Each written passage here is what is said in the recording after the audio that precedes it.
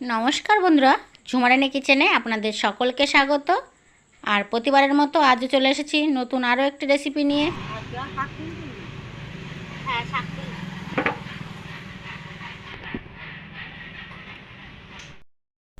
আজকে আমি বাড়ির উঠোনেই শাক গাদমনি, আজকে আমি গাদমনি শাক ভাজা করব। আর কিভাবে গাদমনি শাক রান্না করলে বেশি ভালো লাগে অবশ্যই আপনারা প্রথম থেকে শেষ পর্যন্ত দেখবেন ভিডিও, তাহলে বুঝতে পারবেন কতটা সহজ এই গাদমনি শাক রান্না করা।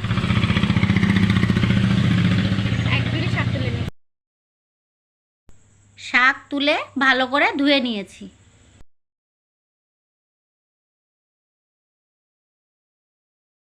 শাক খাওয়া আমাদের শরীরের পক্ষে খুবই ভালো,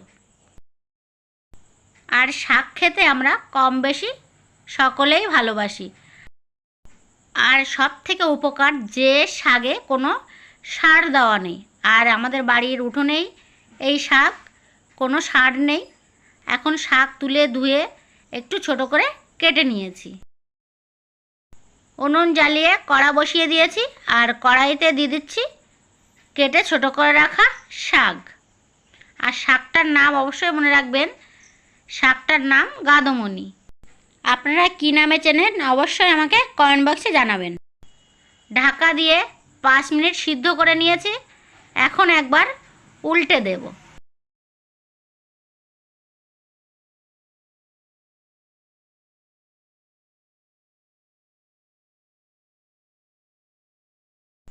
উল্টে পাল্টে আবারও ঢাকা দিয়ে দিচ্ছি।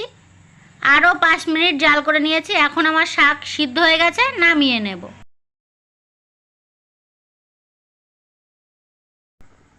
আবারও কড়া বসিয়ে দিচ্ছি, আর কড়াইতে দিয়ে দিচ্ছি তেল।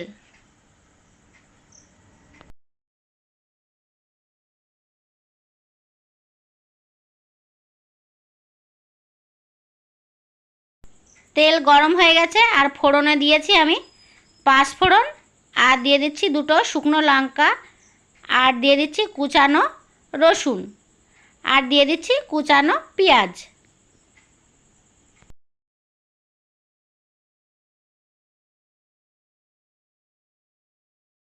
ভালো করে নাড়াচাড়া করে ভেজে নিয়েছি।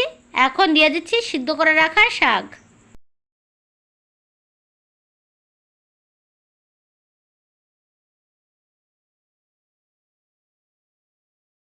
দিয়ে দিচ্ছি স্বাদ মতো লবণ, আর দিয়ে দিচ্ছি পরিমাণ মতো হলুদ গুঁড়ো। 10 মিনিট ভালো করে নাড়াচাড়া করে শাক ভেজে নেব। আর 10 মিনিট নাড়াচাড়া করে দেখুন কত সুন্দর আমার শাক ভাজা হয়ে গেছে। এখন আমি নামিয়ে নেব। এই গাদমনি শাক ভাজার রেসিপি আপনাদের কেমন লেগেছে অবশ্যই কমেন্ট বক্সে জানাবেন। আর আমার পুরো ভিডিওটা দেখার জন্য অসংখ্য ধন্যবাদ। আপনারা ভালো থাকবেন, সুস্থ থাকবেন।